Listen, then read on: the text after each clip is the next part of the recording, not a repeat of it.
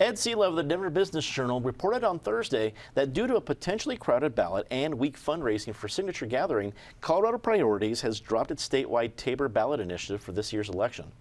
Eric, I got to tell you, in a week that was all about the RNC, this move shocked me because nobody knows exactly. We love to play as if we do. It's almost the kiss of death if CIO says it's going to be this way in 2 months. But there's the potential that we would get to September with Trump behind by enough points where he's not investing in Colorado, that Darrell Glenn is still trying to raise money against a very well-funded U.S. Senate incumbent, and so much oxygen being left in the room that there is not a lot of a big fracking fight on the ballot, that there's still a lot of room for a particular ballot issue that can get some funding to really get some notice.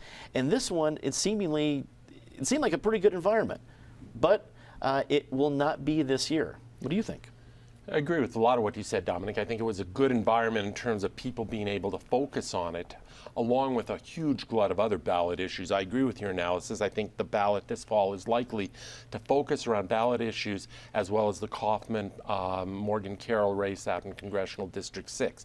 I don't think Colorado is going to be the ultimate purple swing state that we're used to being over the past several cycles. So I thought it was a surprising fizzle. I had thought that this measure, the Tabor reform measure, was supposed to be a capstone for John Hickenlooper's governorship, a capstone for Dan Ritchie's longtime investment in civic life around the state, and a worthy capstone for both of them and for a whole lot of other people.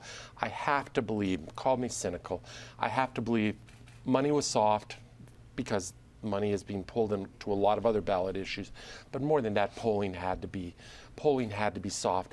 Let's not forget that Tabor was passed into law 24 years ago, 1992. What was 1992? It was the year of Ross Perot. Here we are in the year of Donald Trump. Not the same people, not exactly the same dynamics, but anger out there is ramped up way high. And I have never been convinced that this was the year to reform Tabor when it was a similar year that gave us Tabor. Natasha, I'm stealing a phrase that Eric likes to use a lot. Is this time to keep their powder dry and fight another day? Yes, and it at least gives us something to talk about for possibly years now.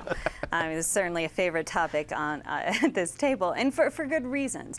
But I think the interesting point of time. So we're more than 2 decades into Tabor, so we've had a chance to see how it fluctuates, both in boom and bust periods. And with the way Colorado is booming right now, I think this is a very difficult conversation to go back to voters and say, no, you don't want this thing that'll give you back money. No, you don't want this thing that'll give you more money to be able to reinvest back to the state. It's a hard messaging point at a time when I think Coloradans are pretty focused on the growth that we have. It's always a dry topic. We know that. Does that mean that we aren't going to address it at the ballot box at some point? No, I think we will. It's just a question of whether it's 1 year from now or 2 years or 4.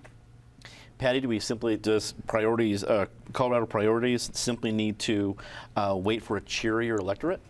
Well, I'm not sure we're going to see a cheerier electorate, especially after November. I mean, we're going to all be wearing sackcloth and ashes.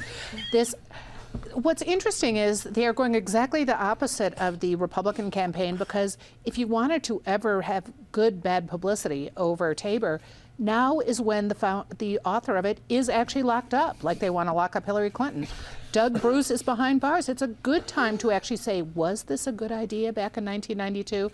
So it's kind of surprising that they're pulling back now since there have been so many efforts.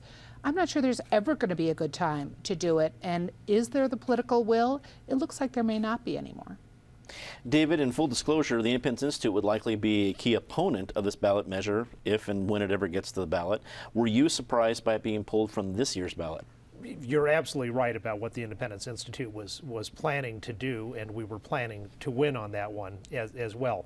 The Taxpayers' Bill of Rights says that when government spending can automatically increase by inflation plus population growth, and if you want to have faster growth, just ask the people, and that's what this proposal would have done, and that's exactly how it should be done.